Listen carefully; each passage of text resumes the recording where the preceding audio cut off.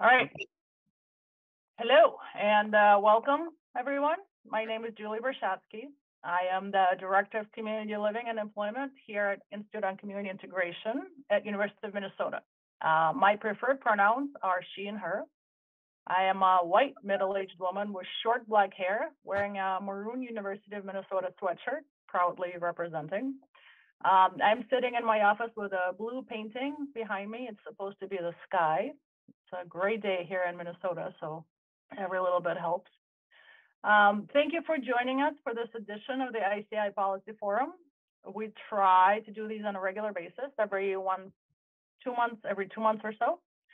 The topic today is based on the latest edition of the Policy Research Brief, as usual. The title of that brief and the topic today is Overrepresentation of People with Intellectual and Developmental Disabilities Moving Between Large State-Run Institutions and the Criminal Legal System. It's a long title. In short, what we'll be talking about today is basically the prison pipeline between the criminal justice system and institutions for people with IDD. Some housekeeping notes. Today's forum is being recorded. It will be posted on our site along with the slides. We will give a link to where they'll be posted at the end of the forum. I see there's a question in chat about how quickly it will be archived. It usually takes a couple of weeks. You should all be getting an email when it's archived and posted. Today's discussants are my colleagues Sherry Larson and John Nador from ICI, from Institute of Community Integration. Also, Liat Ben-Moshe from University of Chicago at Illinois, Nick Dubin from Legal Reform for the Intellectually and Developmentally Disabled, and Pamela Liu from Disability Rights California. I will ask them to introduce themselves shortly. Also assisting is my colleague Nick Fernholz, who will be assisting with the Zoom and meeting logistics. You can find him on the list of participants as Policy Forum, but there is a face behind the curtain that is Nick Fernholz. We will have two ASL interpreters with us. Lisa, you will see her on the screen now. Later, potentially joining us will be her colleague Ryan. Also something new today, we will be live streaming this on Facebook. We'll see how that goes. If it's successful, we'll try to do that every time. As for all of our policy forums, this is an informal discussion. So feel free to chime in at any time, either via voice or chat. We'll have audience discussions, questions at the end, so we will all have a chance to participate. We welcome participation. But just as a reminder, please be respectful of others' opinions. It is totally fine to disagree. We disagree all the time, but let's remember that we all come from a good place and respect each other's experiences, backgrounds, and points of view. With that, let us get started. I'm going to ask our discussants to introduce themselves and then briefly talk about the issue and our data before we launch into the discussion. So John and Sherry, would you like to introduce yourselves, please? I can go first. My name is John Niedorf. I'm a research staff member at ICI, though I work remotely from Chicago. And the main project I work on is RISP, which we'll be talking about RISP data. My pronouns are he, him, and his. I'm a white man in my 30s. I have light brown, medium length hair and a mustache, clear plastic glasses and a blue shirt. And my background is a yellow University of Minnesota background. And I wrote the policy research brief that we'll be discussing here today. And I'm Sherry Larson from the University of Minnesota. I'm director of the Residential Information Systems Project, which is the data source for the data that are being provided today. I am a medium old woman with short blonde hair and glasses, wearing a purple top and a maroon University of Minnesota background. Thank you, John and Sherry. Leah, can I ask you to introduce yourself next? Sure. I don't know if, there we go. Hi, everybody. I'm Dr. Liat Ben-Moshe. I'm at the University of Illinois at Chicago. I'm going to put in the chat. There we go. That Chicago resides on the traditional territories of the three Fire Peoples, which are the Ojibwe, the Ottawa, and the Potawatomi nations. And I'm a white woman in my 40, queer, femme, disabled. I'm wearing makeup and glasses and red for happy Valentine's Day. Happy to be with you all. Happy Valentine's Day indeed. Nick, up next. Nick Dubin. Oh, good morning, everyone, or good afternoon, wherever you are. My name is Nick Dubin. I am Board of Directors of LRID, which is Legal Reform for the Intellectually and Developmentally Disabled. Really pleased to be part of this discussion today. And I am he, him pronouns. Those are the pronouns that I use. I have a Zoom background with a library and a forest behind me. And I'm wearing glasses and a green sweater. And last but not least, Pamela. Hi, good morning, everyone from California. Good morning. I'm Pamela Liu. I'm an attorney with Disability Rights California, she, her pronouns, and really happy to be here. Was a public defender for LA County before coming to Disability Rights California. We're part of the Protection and Advocacy Network. I'm Korean American. I have shoulder length black hair. I'm wearing tortoiseshell glasses and a navy jacket blazer, and I have a virtual background with a potted palm. All right, thank you to all 5 of you for being here. As I said today, the policy forum is about people with IDD moving between criminal justice legal system and institutions. The topic is based on this last issue of the policy research brief, which you see on the screen.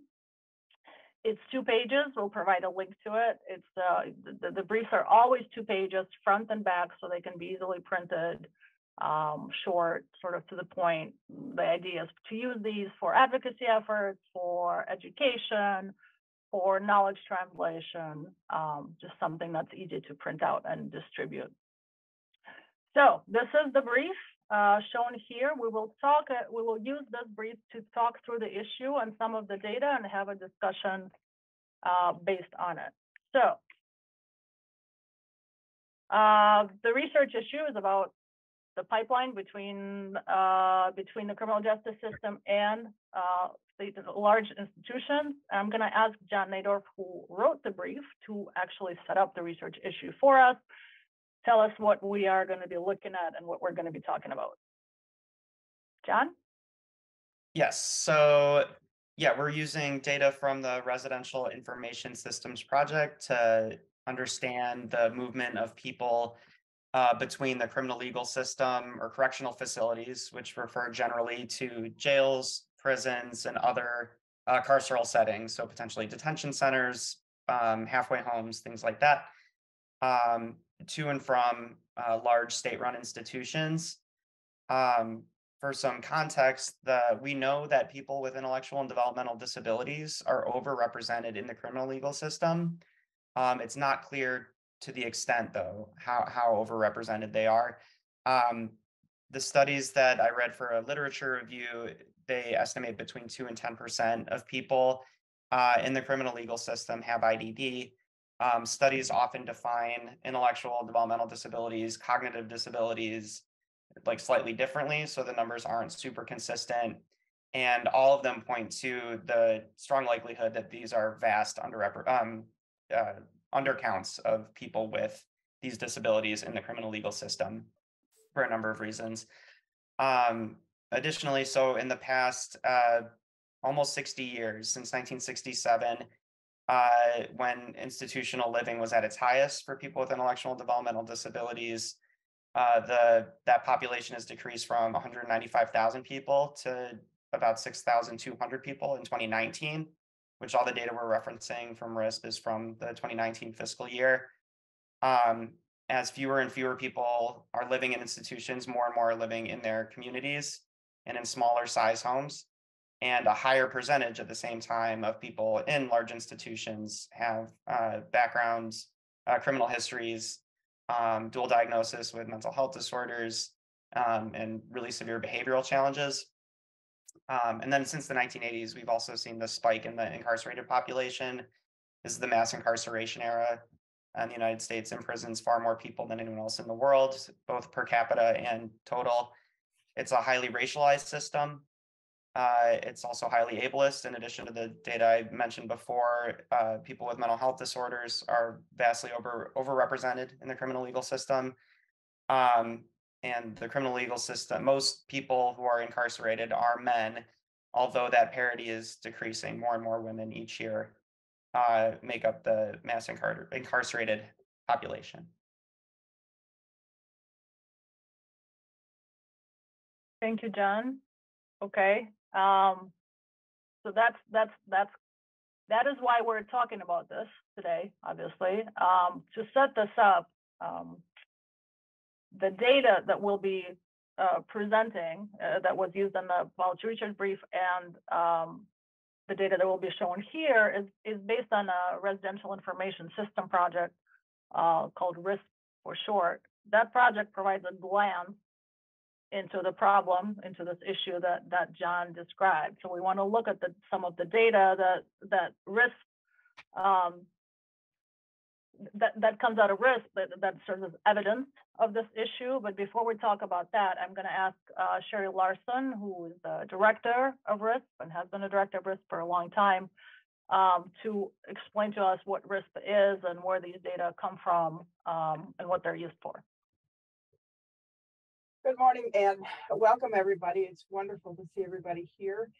The Residential Information Systems Project has been ongoing since 1977 when we started with a census of state-run institutions for people with intellectual and developmental disabilities.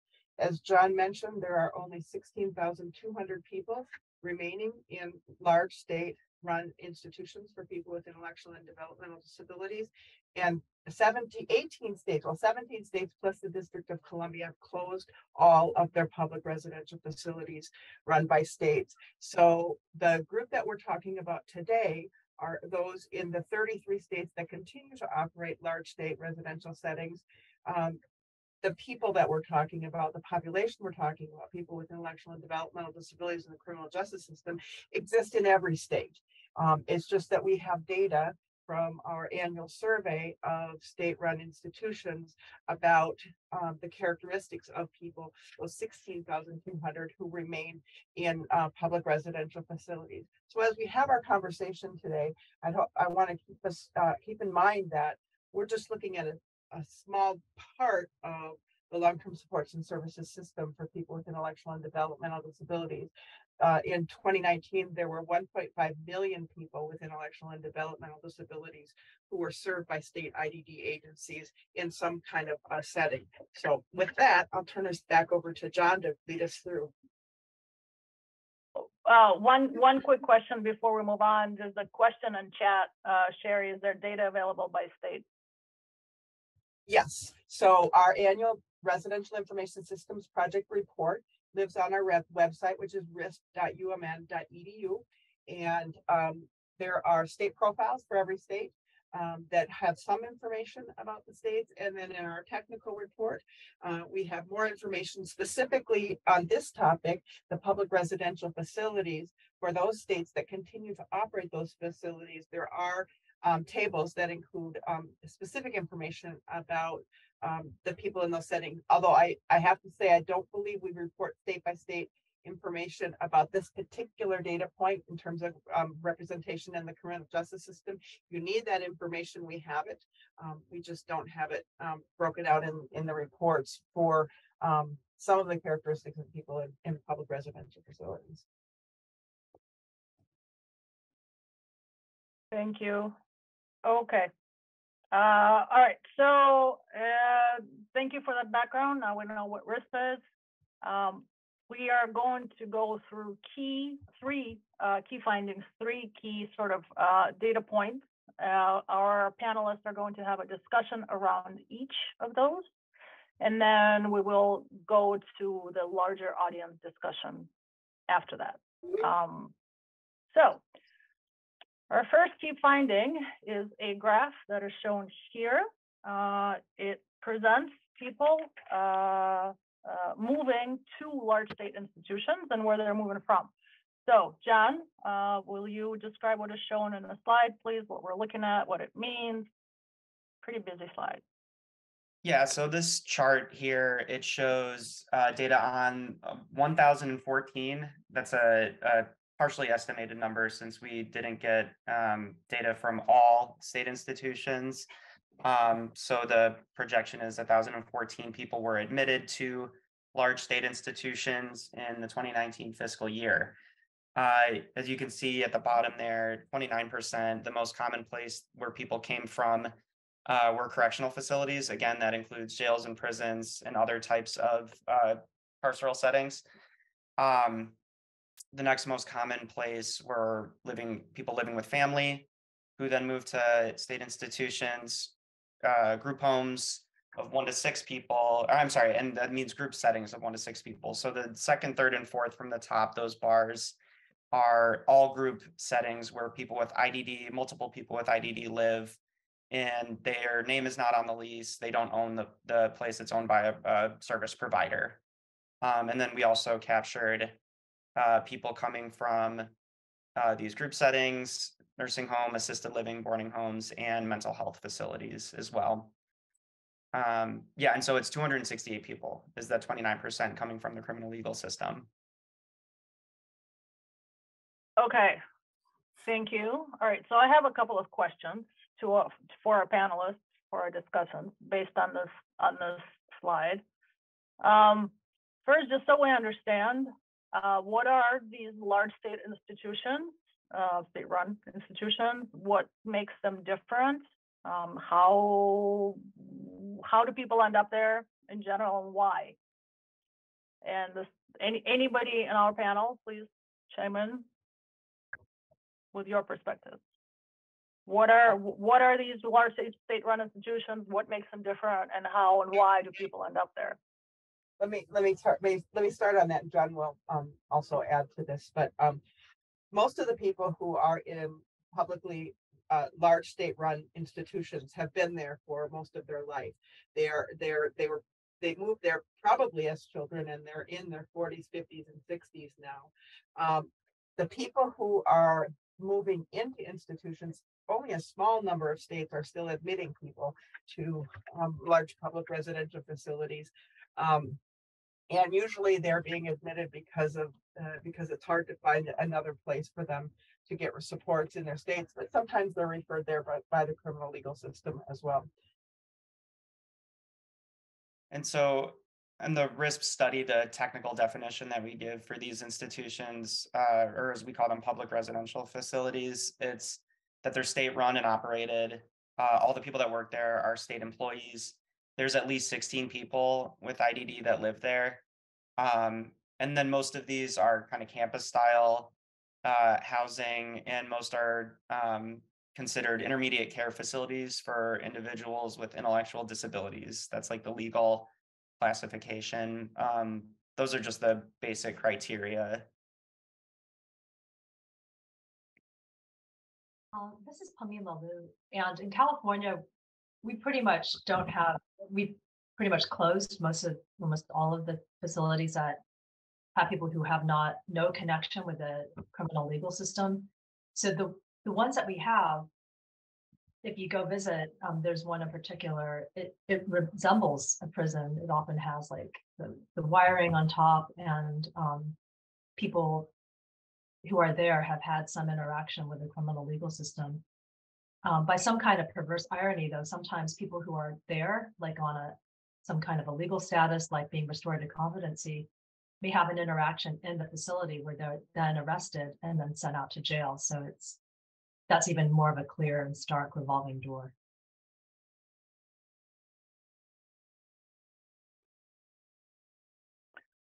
Okay, next question then. If we're talking about such small numbers, right? I mean, on the slide, it's shown this is 268 people based on these data, right? 29% who moved into state-run institutions in 2019 were from correctional facilities. That's only 268 people. So given that, is this really a serious issue?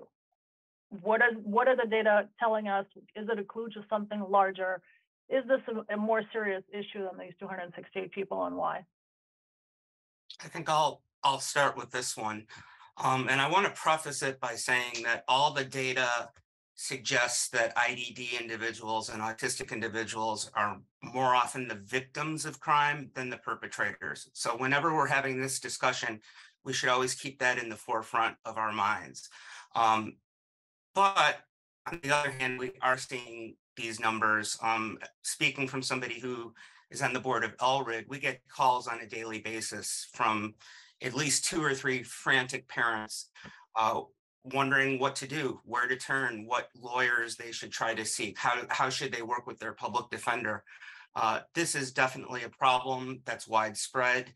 It's systemic as far as I'm concerned. I think there's peer-reviewed articles that would back that up, even though it's pretty hard to keep track of the data per se. I think we have plenty of anecdotal evidence which suggests that there is a problem with mental health and with developmental disabilities as far as kind of a pipeline between either institutional living, family living, and the criminal justice system. And I hope we're able, as we move on with this discussion, to talk about ways legislatively and policy-wise to address it.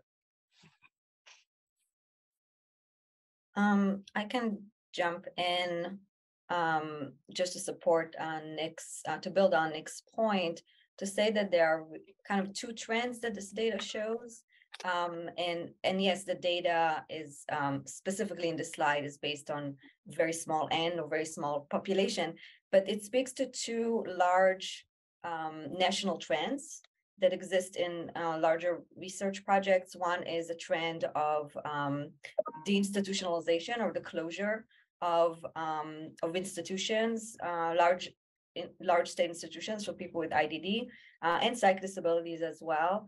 Like Cheryl was saying, basically the institution is dying as a concept and as an entity. In some states, like Pamela was saying, it doesn't exist anymore.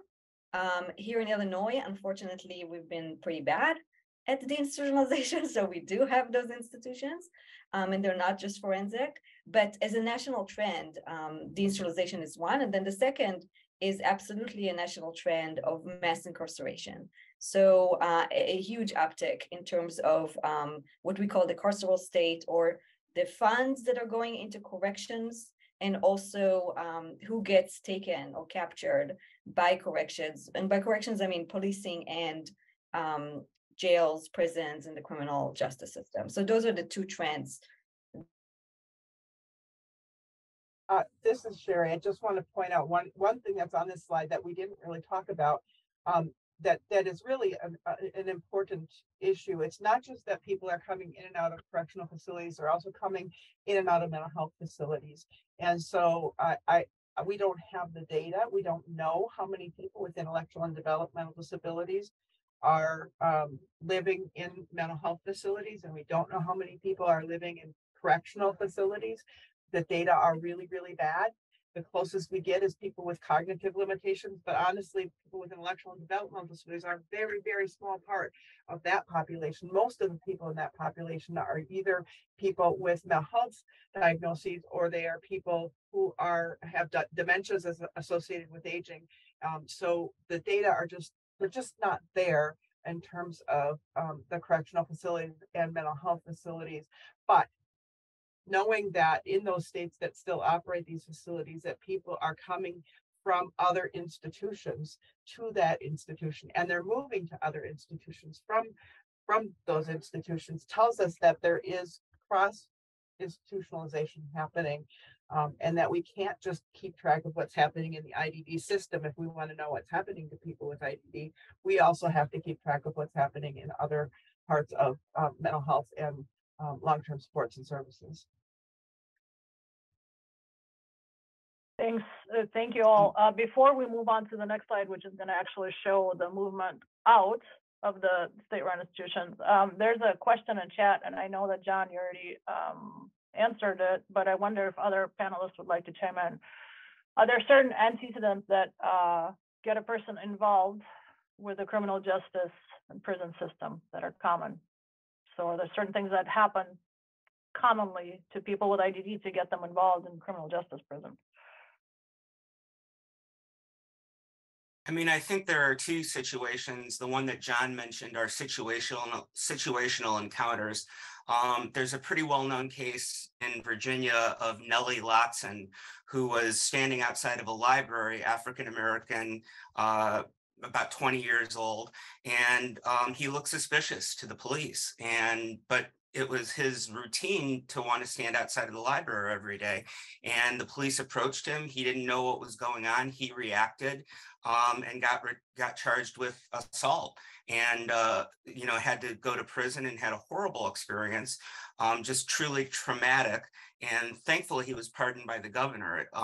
And the case spotlighted the crisis that we're having when it comes to IDD and autism and situational encounters, where there's usually an antecedent where the autistic person, such as myself, because I am on the spectrum, doesn't understand why they're being approached. As far as they're concerned, they're doing nothing wrong. And all of a sudden they've got people, giving them multiple directions at the same time that they can't follow. And it escalates really, really quickly. Thanks, Nick. Yeah, I just want to underscore one thing, which is the nexus of racism, particularly anti-Blackness, sexism, and disability. So when all of these things kind of are combined, somebody doesn't actually have to do anything to get approached by police, like Nick was just mentioning. And this is something we also, of course, see in the data as well, but not just in terms of police encounter, but the whole lot of broken windows, stop and frisk. I mean, they're not based on actual things people do. It's just based on who you are and where you're at. Yeah, I think one of the things that we need to keep in mind is having had contact with the legal system doesn't mean that one has been convicted of a crime. Many of the people who've had, about 7% of people in public residential facilities have had contact with the criminal legal system. But they might have been arrested, they might have been charged, they might be waiting for competency hearing, and only a very small number of them have actually been convicted of doing anything. And in those cases, they might have been convicted of being an accomplice to someone who was taking advantage of them. So there's lots of reasons why people get caught up into the system that don't really have to do with criminal intent. There's also, so I don't have specific, the study I'm thinking about, it shows that a third of jails, local jails, are able to hold people who are in the midst of psychiatric crisis, but haven't committed a crime. So people coming from the criminal legal system or a correctional facility, and again, we don't have this data, but theoretically it's possible that someone with IDD in a mental health crisis is living in a correctional facility, but not only hasn't been charged with a crime, but hasn't even been arrested for a crime or engaged in criminal activity. But that's where people are placed in mental health crisis.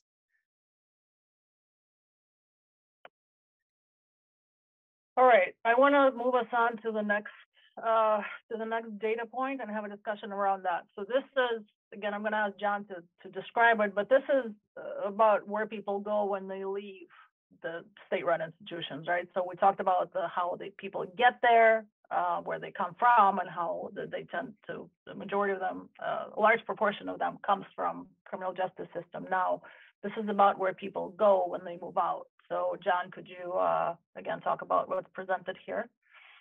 Yeah, so like I was saying before, like since the 1967, the institutional population has been on the decline, and more people, the norm is people with intellectual and developmental disabilities live with family members. That's about 60% of people in the country, according to RIF's data. But the standard for residential services are smaller group homes. So you see those 40% of people leaving large institutions live in smaller settings. This is sometimes characterized as trans-institutionalization as well, because a setting is smaller, or it's a group home, it's more physically integrated in the community. It doesn't necessarily mean it abandons all institutional qualities. So that's just a bit of a qualifier. And then as you see, importantly, 17% of people, the second most common place that people leaving institutions go to are correctional facilities. This is data on 1,264 people. That's an estimate. So that 17% represents just under 200 people. And then, yeah, the breakdown of other systems as well, where people tend to go. But this shows the kind of general trend of deinstitutionalization, where people more often than before are living in smaller settings that are less segregated than state-run institutions. This is Sherry. Just one additional piece of information. In total, in 2019, 10 public residential facilities in 8 states reported discharging 1 or more people to the criminal justice system, the criminal legal system. So we're talking about 10% of all the public residential facilities in the United States that are still operating, reporting that 1 or more person left that facility to move to a correctional institution. The reason these numbers are so big is because the numbers of people in public residential facilities is really shrinking rapidly, and so the proportion of them going to these places it is increasing, just because the total number of people leaving every year declines because there are fewer people to move out. But as John said, the high majority of people are moving to group settings of 6 or fewer people. When deinstitutionalization first started, the majority of people were leaving a state-run institution to go to a non-state-run institution of 16 or more people. And so we've made a lot of progress in the United States in terms of having people move to smaller places. And that the fact that 8% of people are actually moving to their own homes or a host or foster family home is also encouraging, because that's people moving out of institution into a non-institutional setting. However, we still have this situation where there are people moving from PRFs to correctional facilities. So piggybacking off of what Sherry said, and also something that Pamela said earlier, so Sherry mentioned that just a small number of states that discharge people to correctional facilities. And Pamela mentioned that in California, there's one facility that I think specifically houses people with IDD and criminal backgrounds. And so there are some states have specific institutions or wings of institutions that are like forensic units, right? That are specifically for people with IDD with some involvement in the criminal legal system. Yeah, there are 6. I'm sorry, I was just going to say that as far as I know, there are 20 states in the federal government that house individuals for civil commitment when it comes to a mental illness or IDD. 20 states in the federal government, they're held basically indefinitely. Very rarely does somebody get out once they get in those particular situations. So California is a state that I'm aware of. Minnesota is a state that I'm aware of. Washington State is another. So it's a problem, because once somebody gets in the criminal legal system, they then can be basically locked up for what the state believes is going to be future behavior, not behavior that's already been committed. There's about 15,000, about 6,000 people nationwide who are civilly committed through the criminal legal system. So there's so just to clarify, Nick, that in Minnesota, we don't have any state-run IDD institutions, but we do have state-run institutions. Some are criminal justice and some are mental health. And so in Minnesota, if you're civilly committed based on a potential of doing a crime, you're going to be in a non-IDD specific place. Right. But they include IDD individuals. That's what I meant. Yes. I want to respond to a comment in the chat. So Carrie Ann said, I feel this to see or understand why state facility equals bad. In Nebraska, my experience has been the opposite. Smaller group homes or privatized facilities are more problematic than the state facility. And so that's true. So I mentioned before, like trans institutionalization, So deinstitutionalization refers to people leaving large state-run institutions. That doesn't in and of itself mean that people are living freer lives or more community integrated lives just because they're living in a smaller home. That certainly is a huge, huge problem. I think, and Sherry, because this is more Sherry's work and work from before I was on the risk team, but there's a lot of research that shows overall people living in more community integrated settings and in smaller homes have more opportunities to live self-determined lives, make more decisions in their everyday lives. People are happier not living in state institutions, but to Carrie Ann's comment, there certainly are a lot of exceptions to that rule. And certainly, any setting can be institutional for people with IDD who are not included in their communities. And there's lots of issues we could talk about, lots of things we could talk about regarding that. But one of the things that came up, we had a previous policy research discussion about institutions, and so we're not going to go down that path very much right now. But one of the things that Medicaid emphasizes is they offer two kinds of services. They offer institutional services and intermediate care facilities, and they offer community-based services and through the home and community-based waiver.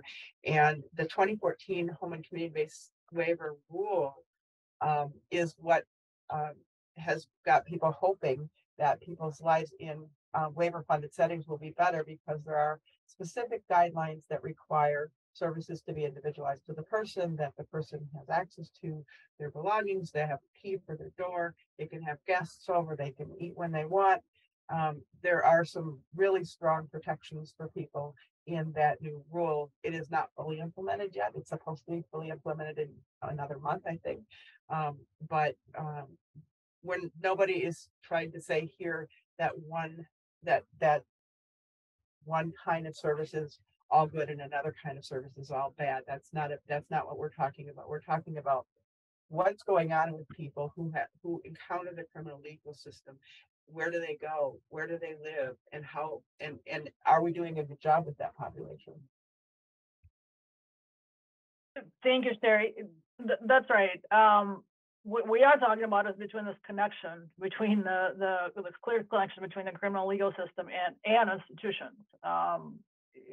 In this particular data point, state-run institutions. So one question that I have, and just in the interest of time, I'm going to skip one that I was going to ask. But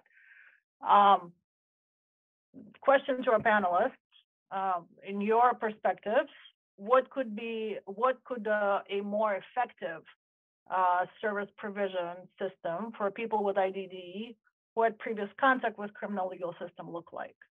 So if these institutions, state-run institutions, if the argument is that it's not a good place, we don't want this pipeline, then what could be a more effective service provision model for people with IDD who had previous contact with criminal legal system?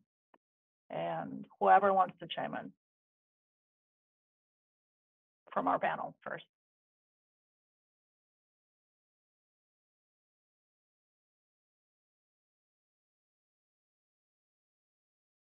Well, Camila, I think you're unmuted yourself. Oh, yeah.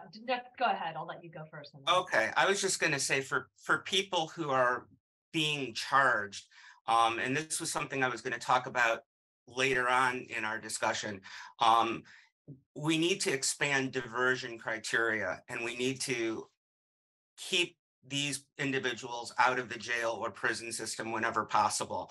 So if there's an individual who we can deem as pretty low risk, somebody who follows the rules as many autistic individuals do, we need to keep them out of the criminal justice system. And that means expanding criteria.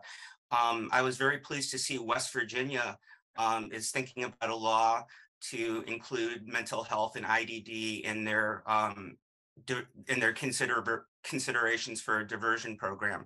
The state of Virginia passed those laws last year. I'd like to see this replicated in every state, but I would also like to see the eligibility expand beyond what we would call, a low-level offense. We always have to keep in mind public safety, and not compromise that, but we also don't want our diversion programs to only benefit a very small subset of people. And I can get into later on who LRID sees coming into our, fold as far as, the types of crimes that are committed. And I can tell you that a lot of them would be excluded from these diversion programs because, they only apply to a very small subset of people. But that's what I would say. And community supports along with the diversion should also accompany that. This is Pamela, and I completely echo what Nick says. It's both diversion and it's also, when you think about the prosecutor, they do have some room in terms of if they're even going to file a case. And we've just seen personally from the very beginning stages, just people with disability, their own acts that would be not pathologized or criminalized for somebody else, if you have IDD, having a case actually filed against you. So just even diversion, definitely expanding that, but even before you get to that stage, having prosecutors be better educated about whether something even needs to be filed. And I think just in terms of, if you're already within the system, I think it really is a reflection of people's ability to access services. Thinking very specifically, for example, in California, there's been a lot of work showing racial disparities in terms of families knowing what to get for their children from the get-go. And so if you're not even plugged in, if you haven't had anyone advocating or even identifying you, you could end up in jail, prison, and you would have qualified for those systems, for those resources, and you weren't even ever fully identified, or if you were, you got very few services from that system. And then once you're served out your term, you're at the mercy of whatever your parole officer might think you should avail yourself of. And if they're not educated about what needs to happen, that's not going to happen. And if the systems that should really be tracking, like who ends up in jail and prisons, namely the service systems that serve people with intellectual and developmental disabilities, aren't tracking that, then that's also another huge missed opportunity. Because ideally, if you're coming out of jail or prison, then you're being met with discharge, linking you up, getting you a full host of services, or even presenting that to court to kind of allay some of those public safety concerns that Nick talked about. Yeah, And I want, go ahead. To build quickly on what Nick and Pamela were saying, the other side of it, of the preventative side, which I think we're all trying to push for, and we can also talk about, the kind of reentry part, but in terms of prevention, I mean, of course, what's needed is a complete overhaul of the criminal justice system. So the changes are not only in the kind of disability side of things, but they're in everything that we do in terms of criminal justice, from the time of encounter with police to arrest, to all of those things have such a huge, to put it bluntly, like racist and classist components. So they, of course, affect a variety of poor people of color in much more consequential and kind of perverse ways. And that is something that people with disabilities are a part of those populations as well. And so we can't just look at kind of one part of what to do without looking at the other part, which is a complete overhaul of what we have. I also just want to say for later, somebody asked a question in the comment, really, really important about homeless people. I'll be happy to kind of take that if there's time at the end.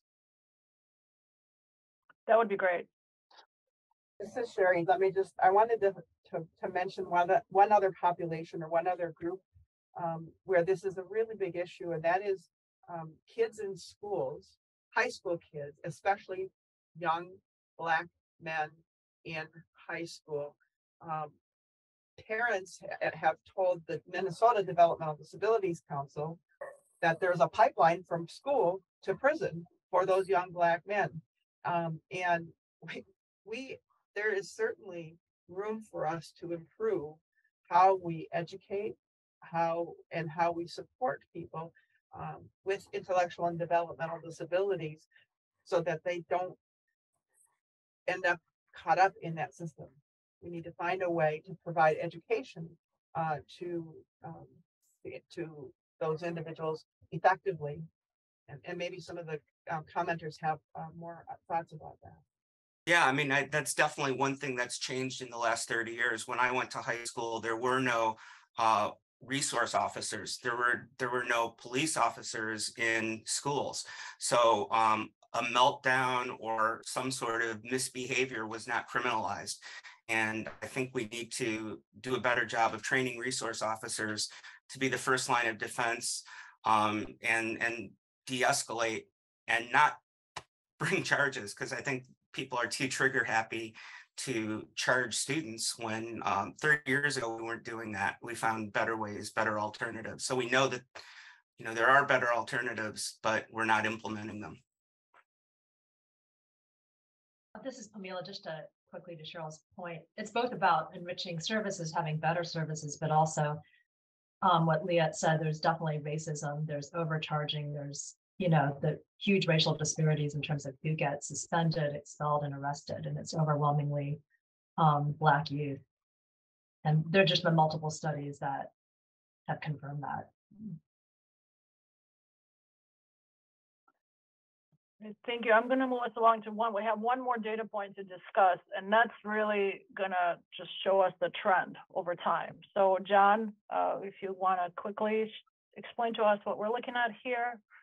Sure. So these are both the previous data points on who moves to state institutions from correctional facilities and who leaves state institutions to corrections.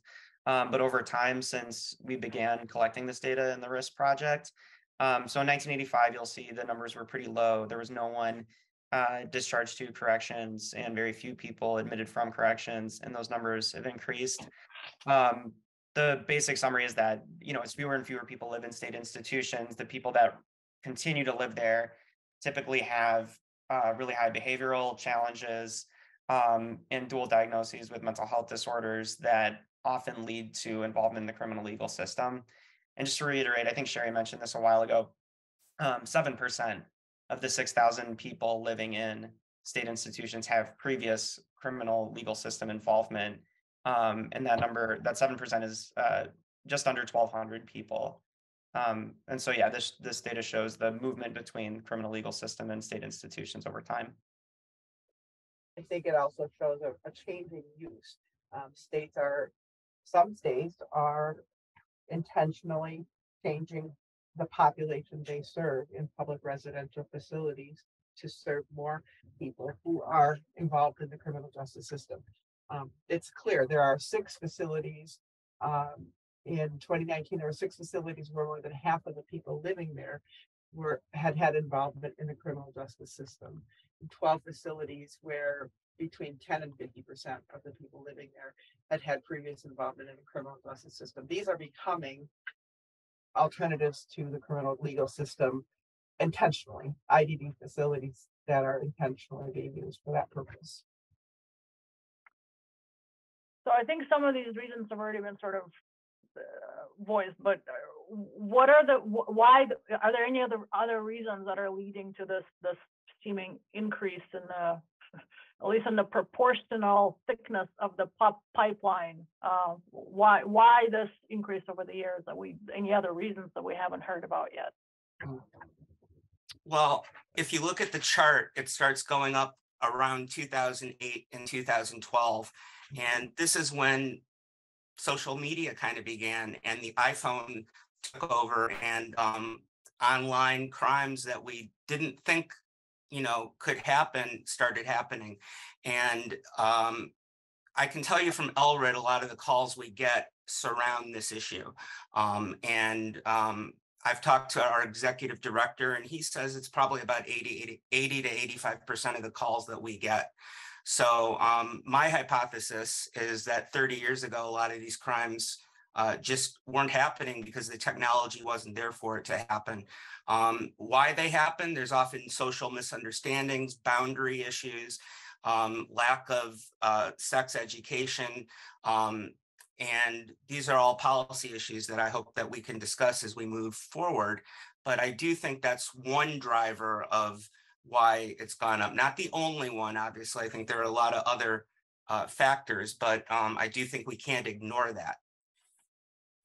Yeah, one other factor that we didn't talk about that's in our data is that the people who are being admitted to public residential facilities are much younger and much more likely to have mild, moderate, or no intellectual disabilities. People who are long-term stay people in those facilities are much more likely to be older and to have more profound or severe intellectual disabilities. And so in addition to, so the characteristics of those people who are coming in and moving out, we've got a lot more young people with mild, moderate, or even no intellectual disabilities who are in that population. So the population really is shifting from what it used to be to becoming something else in terms of the number of people served.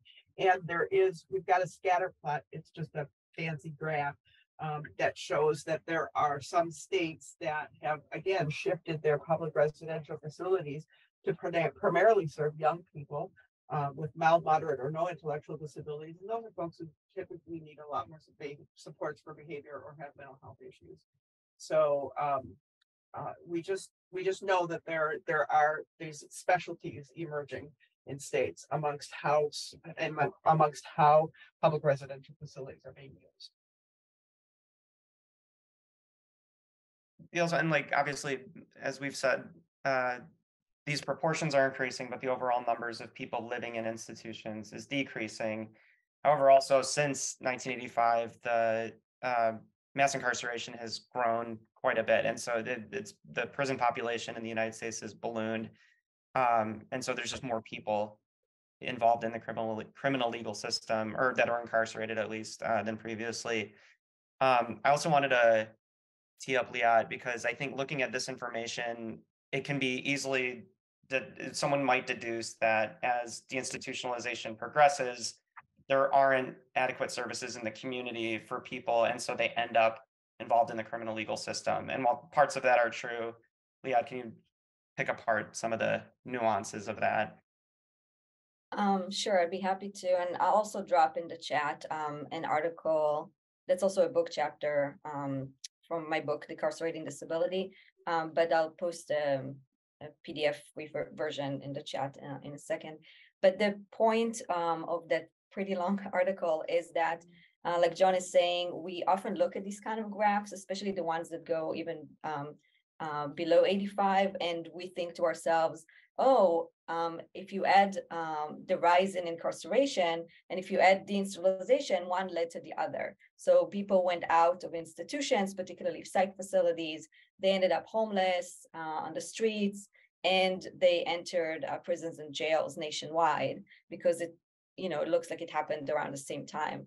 And a lot of my work has been trying to really dispel that notion.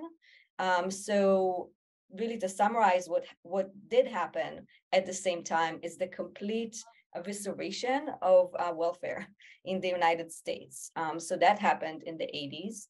And starting in the 70s, mostly happened in the 80s with what we call neoliberalism, the kind of Reagan-imposed policies that he imported from Margaret Thatcher in Britain.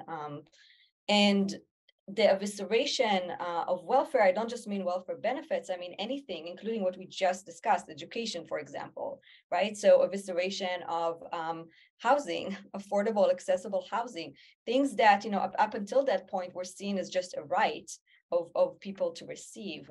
So that got dismantled.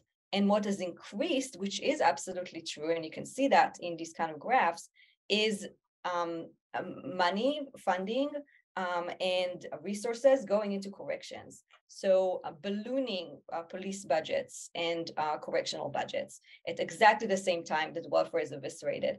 This has nothing to do with deinstitutionalization for many reasons. One is it's not the same population actually that exited institutions and ended up in prisons. Some people, on a very small amount, end up in things like jails. Jails and prisons are totally two different things.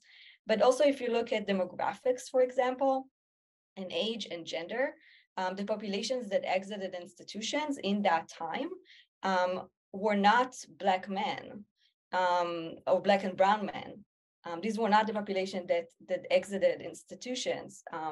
And these are the populations that this primarily, although now we see a huge increase in women's incarceration, but primarily, you know, when we talk about the 80s, these were not the populations that we saw balloons in prison. So it's not like there was like buses that led people from institutions to prisons. And so the question then becomes why the backlash against the institutionalization? And to me, this is related to Julie's earlier question about, you know, why do we even have institutions anymore, or why do institutions persist in some ways? And I think that should be really our question, because to me, that's the answer to why we blame deinstitutionalization for something that has happened outside of the control of that system, and also the advocacy around closing institutions. Again, what has happened is a complete evisceration of the social net in the United States and the welfare system in the United States. And blaming that on deinstitutionalization, to me, is incredibly, incredibly dangerous.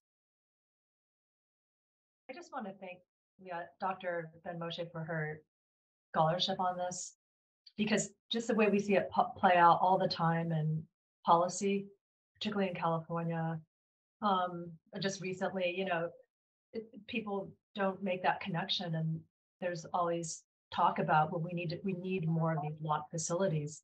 See, it was a failure. This is why we have, you know, LA County Jail is the biggest mental health facility. I mean, that gets trumpeted over and over in the media, and even very well-meaning policymakers, I think, buy into that. And that's, I think, that the part that's the scariest, you know, when other people sort of adopt that line without really actually looking at it the way that she has and pointed out.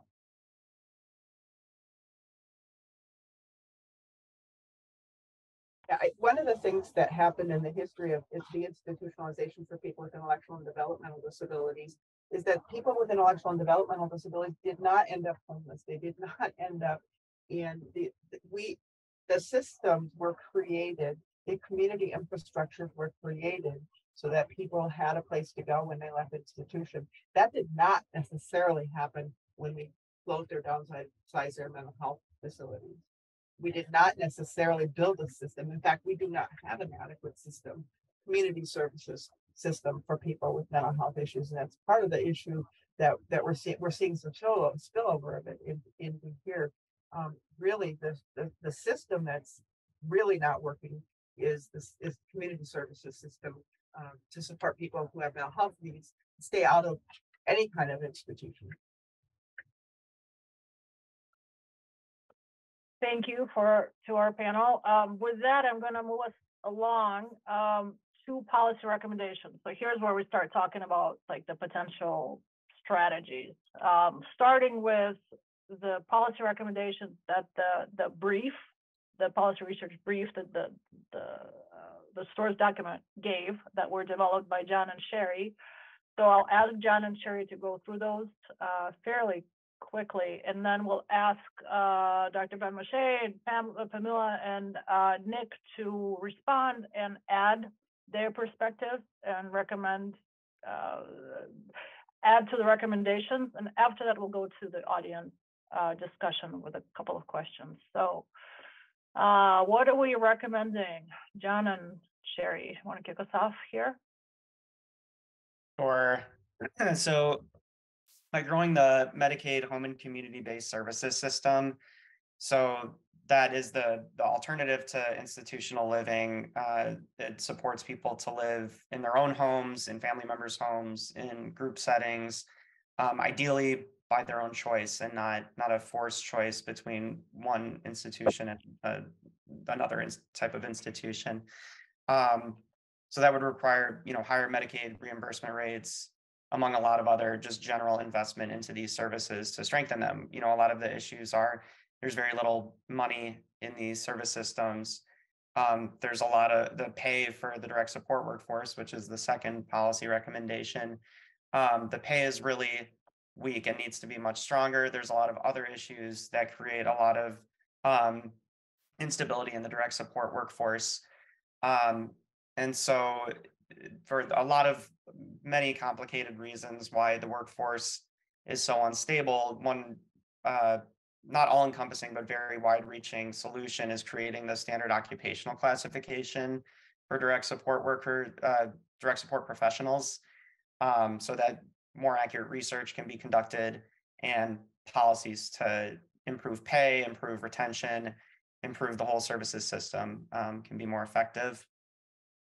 And so understanding and fighting social exclusion of discrimination for BIPOC with IDD is incredibly important, obviously, especially when we're talking about the criminal legal system, which is highly racialized. Just some quick contextual statistics here is that while Black Americans represent 13% of the population in this country, it's between 35 and 39% of the incarcerated population.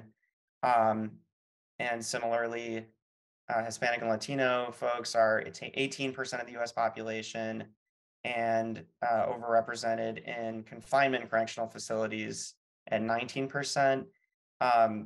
And similar disparities exist in state institutions where Black people, again, 13% of the US population, are 20% of the institutionalized population, IDD institutions specifically. And white people are 60% of the US population and vastly underrepresented in jails and prisons, slight overrepresentation in public residential facilities as well, just for some context. So a lot of overlaps with systemic racism and systemic ableism.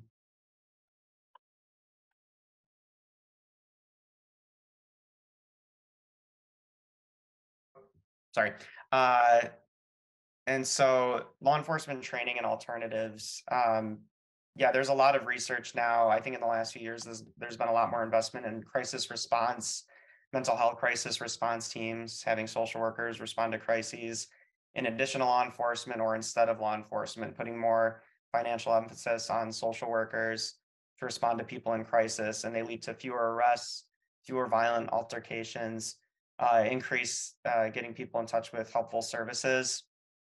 Obviously, that's a massive financial investment to transform that system. But what's been happening in the last few years has shown some really promising results. Self-advocacy training initiatives is incredibly important for so many reasons, but people with IDD are often socialized to be very passive and not often explicitly or implicitly taught to be advocates for themselves. And so having explicit self-advocacy training is really important. And specifically with speaking to law enforcement and how to, people with IDD knowing their rights, not being manipulated into making some kind of false statement that they committed some crime, which happens very frequently, things like that.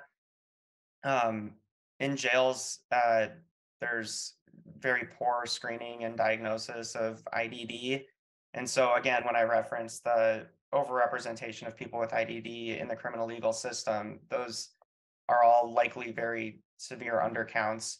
And so just improving diagnosis in human services generally, I think, can be said just to make sure people are getting in touch with appropriate supports, that sentences are fair and appropriate given people's diagnoses. And I think the same could probably be said for the educational system, though I don't know much about that personally.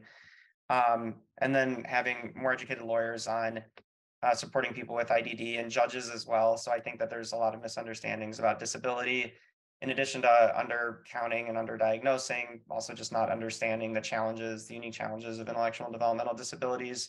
So lawyers being educated with that can better represent people with IDD, judges having better education on what the experiences of folks with IDD have can lead to fairer sentencing as well. Thanks, John. All right. Leah, Pamela, and Nick, reactions from you to these policy recommendations. I know you will have some opinions and additional suggestions. So who would like to start? Camila, I'll just go really quickly first. I just want to, again, echo what Dr. Lip and Moshe said about the root cause, the underinvestment. And I just see it over and over again. I think that's the overarching thing. We have overinvested. We put billions into carceral systems, locking people up, arresting them, et cetera.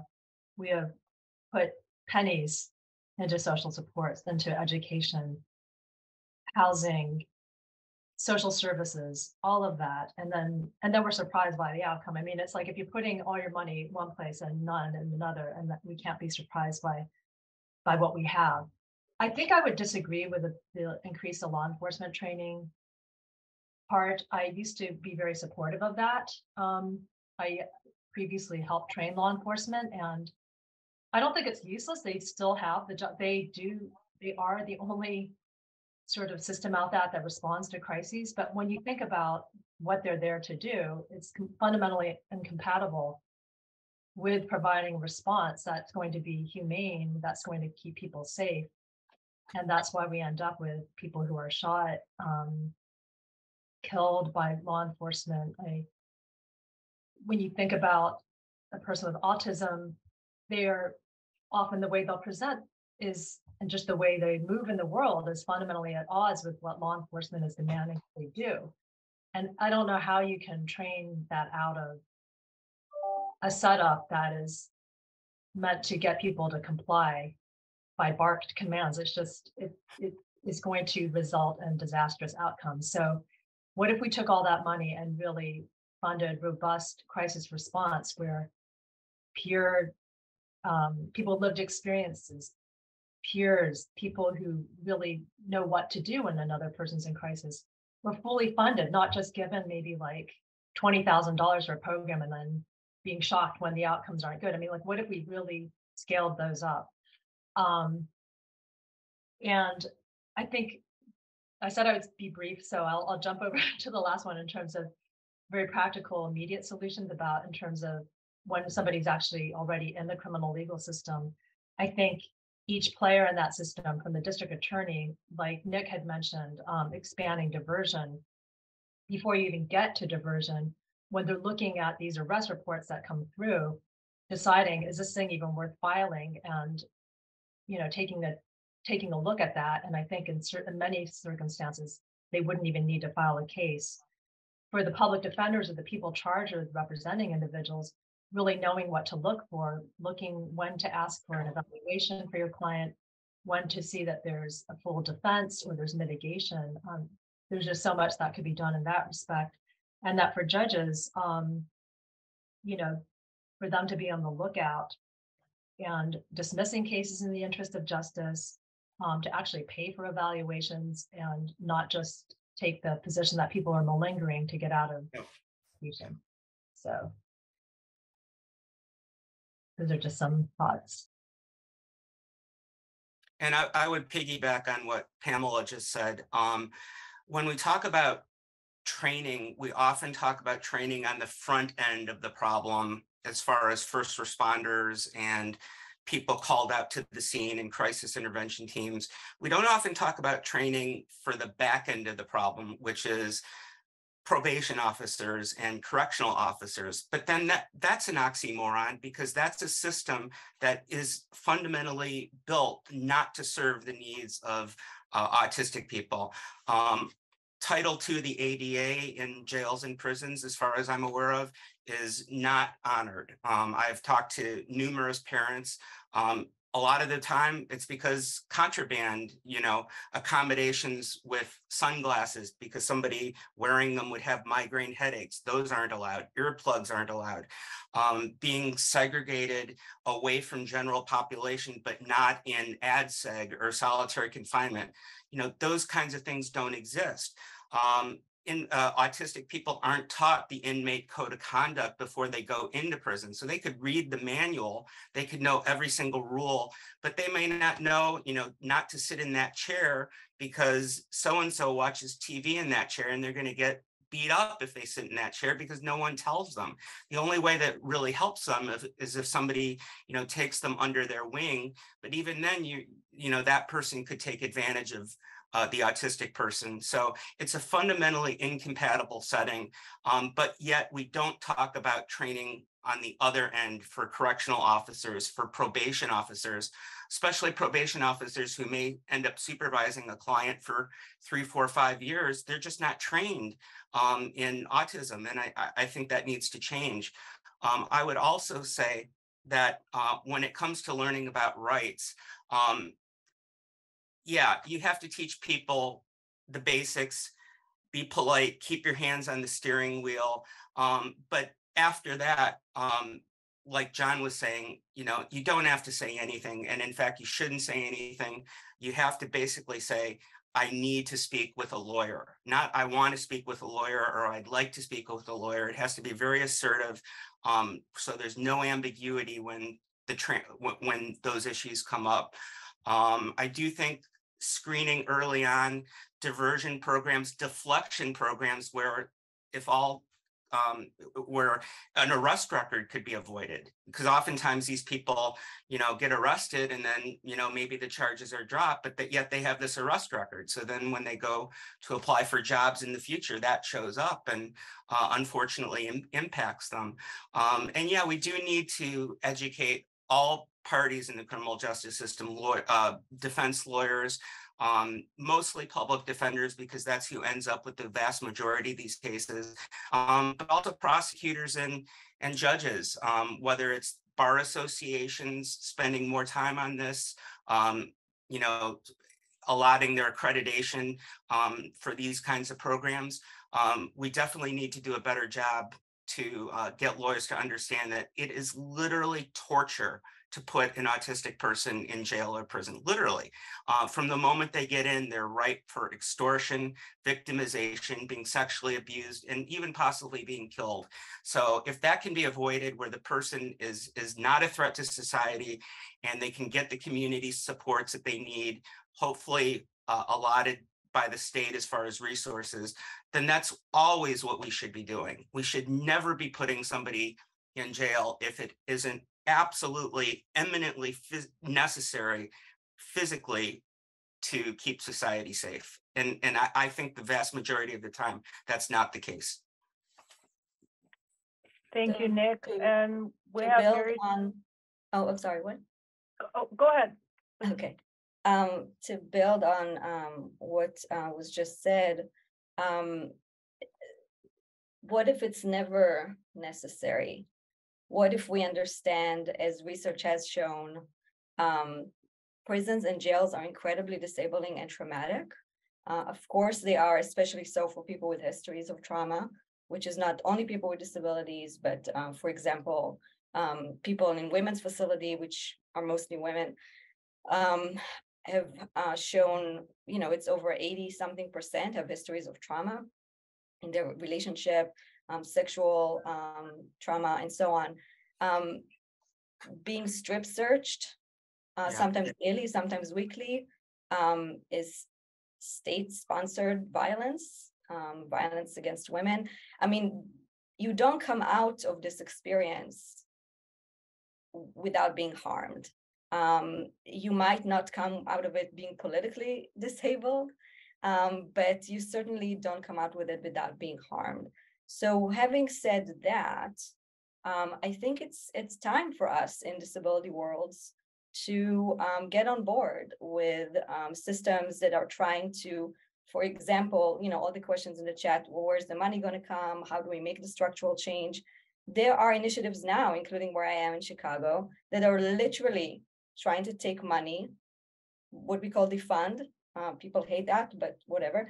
Defund the police, take that money from policing, the entity that's trying to harm us, that is harming us, that's killing us, into actual what we need.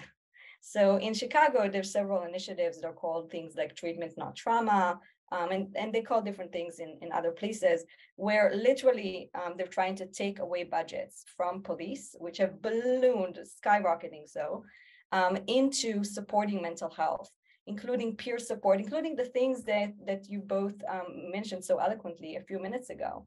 And people, in the chat are very wisely asking, how is this going to come about? it can come about even in the world we have now. We need to shift our priority, and we need to shift money and resources into what we actually want to survive instead of to the things that kill us.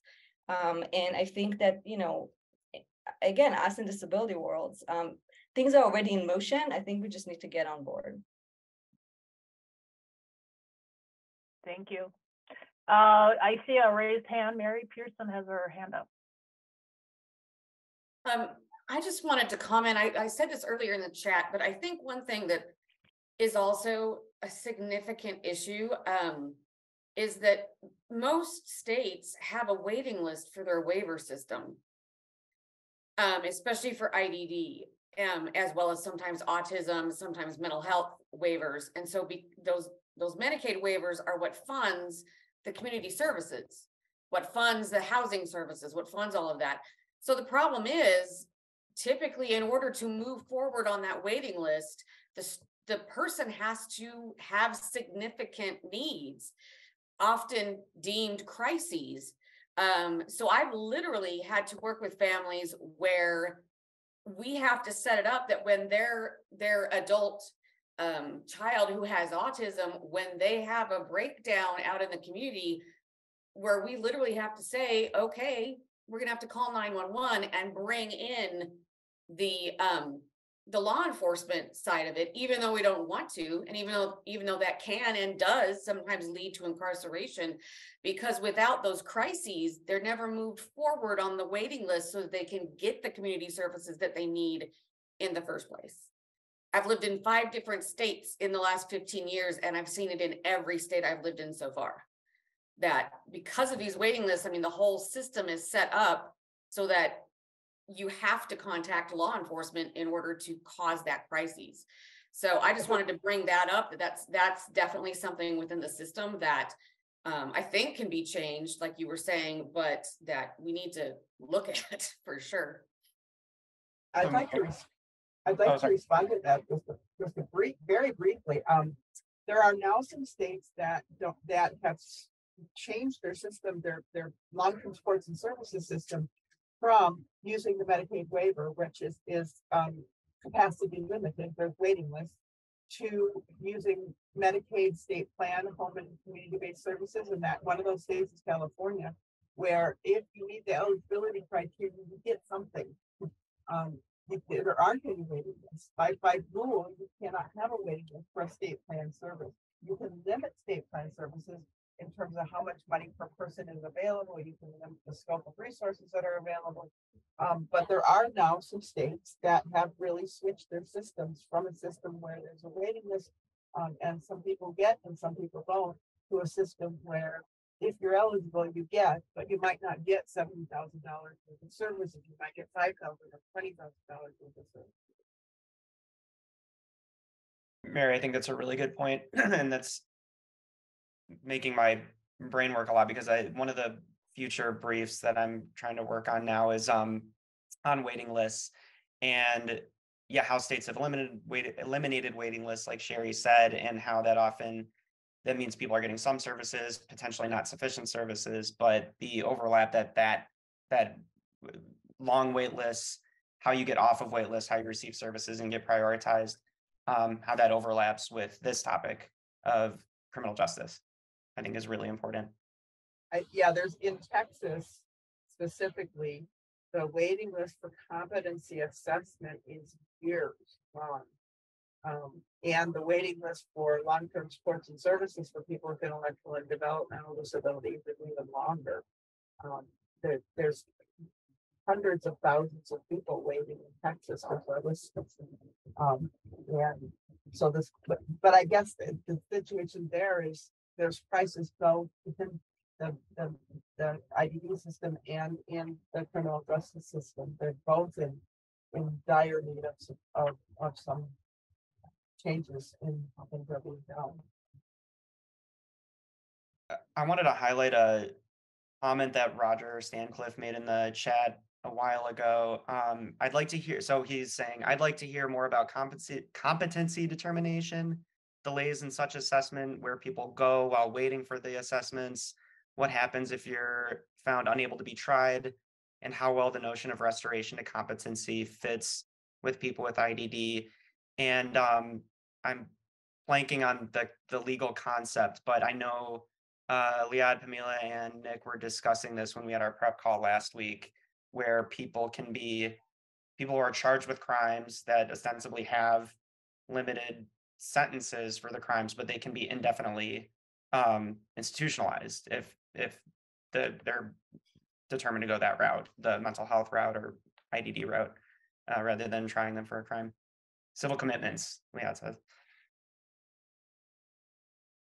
So actually, I'm going to move us on for the last 10 minutes to one last sort of discussion. I'm going to skip one discussion question and move us on to strategies. So mechanisms. This is where I'm hoping that we can spend the last few minutes sort of sharing the mechanisms that you all know of, that either states or localities or just private organizations are using to support people with IDD who end up engaged with the criminal justice system, what strategies can be employed, what has been done, what should be done. And I know that Dr. Ben-Moshe also wanted to touch on the topic of homelessness and how that intersects, so we could talk about that here as well. We're going to start with our panel, but the audience members, please chime in, either raise your hand or put it in chat, and we'll talk about this for the next 5 or 6 minutes, and then we'll close up. So, I was just going to quickly say, I love what Pamela said about community support versus carceral support. There is a program called Circles of Support and Accountability that's used in Canada, Europe, and some states in the US, where members of the community come in and kind of form a circle around the individual who is involved in the criminal justice system, help them with their daily needs, try to get them on their feet, be there when they need a support person, instead of the usual kind of containment method where we're looking for, are you not going to act on what you did? We're going to be monitoring you 24/7, where the person kind of feels boxed into a corner. Community supports, I think, are invaluable. And for someone like me, to feel like I'm back integrated into my community and like a part of it, as opposed to being isolated and scorned upon by members, I think is kind of a moral boost that you can't get from the criminal legal system, because that's not its function. Its function is to kind of impose upon you. And so Good Lives model, circles of support and accountability, those things I think are much more valuable than anything the criminal legal system has to offer.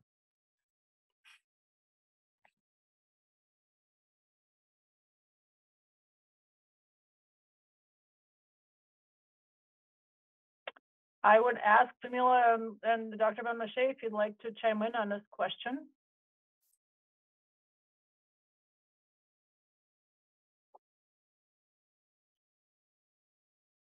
John, do you want to talk about what Washington State's waiver and what you know about that? Yeah, so I've read a little bit about it in the last week. So it's a 1915 C waiver, which is the most common waiver for home and community-based services in the United States. And this specific waiver in Washington supports people with prior criminal legal system involvement, as well as people without criminal legal system involvement who engage in unsafe behaviors.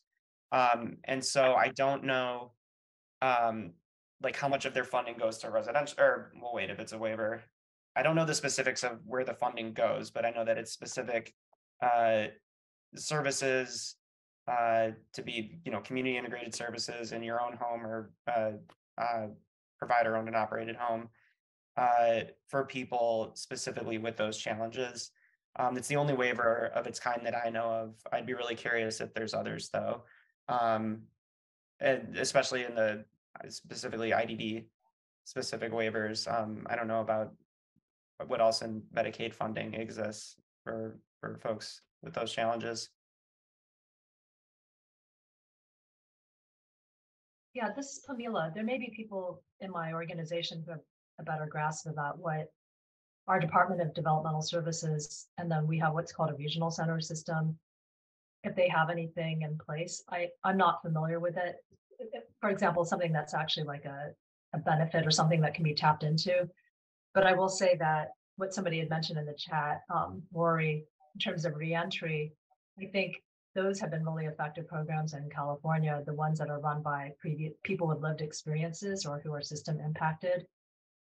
When they themselves get out, they know very much what it's like when you get out, what support you need. And they have formed different nonprofits that, serve the reentry community. In California, in Los Angeles County, we have what's called the Office of Diversion and Reentry. And they're one of the only ones of their kind, I think, nationally that, for example, if somebody's deemed to be incompetent to stand trial, even on a very serious offense, they get diverted out of that system and they're served in community-based setting, and that includes people with IDD. My colleague just put something in the chat. The regional centers can offer supported living services at an enhanced rate with a health and safety waiver. There are a few service providers serving people with wraparound services. Thank you, Sabrina Epstein from Disability Rights Company.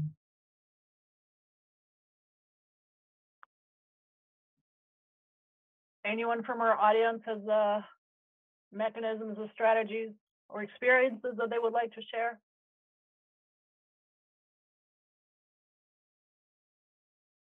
The comment in chat that peer mentoring and supports would be very helpful. So would an increase in availability of justice advocates in the system. So we're going to have a couple of links to our panelists here who are advocates. And thanks for the data. Yes, certainly. All right. I think we have about 4 minutes left. I will leave it with this question that is up on the screen. I mean, we talked about a lot about the problems, right? But now what do we do? Strategies. How do we fix? One question that I was also going to pose to the audience that we didn't have time to talk about is what are the barriers specifically, right? What are the major barriers that prevent these strategies and mechanisms, at least some of them that are known about what are the barriers that prevent them from being put into place. So those are the 2 questions that I will leave you with. We are always looking for feedback and input. Let's see. There are links on the slide where you can, find the policy forum. So the recording of this will be made available and posted in a couple of weeks. We'll also post the slides. And then the policy research brief, so that 2-pager that I showed you in the beginning, that's already up, and that can be found on the link below. Thank you for being with us. You will see our emailed ICI staff on the left. So myself, John, and Sherry's emails are on the left.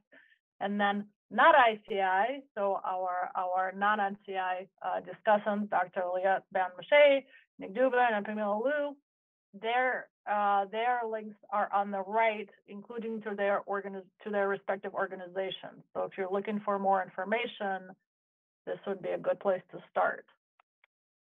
Finally, I think we have a minute for Sherry and John to talk about a little bit more about risk. There's a new report that just came out. And Sherry, do you want to give a little plug for this? So we just published our 2019 report. The data that we use for our report is delayed because of Medicaid funding. It takes a while for the money to move through the system, and states can't report right away on what's happening. So right now we just published the 2019 report. But more important, another resource that people might find helpful is this 30 Years of Community Living. It really tells the story of people with intellectual and developmental disabilities and where they live over the last 30 years. It's written, it's designed to be useful for individuals with disabilities, family members, and advocates.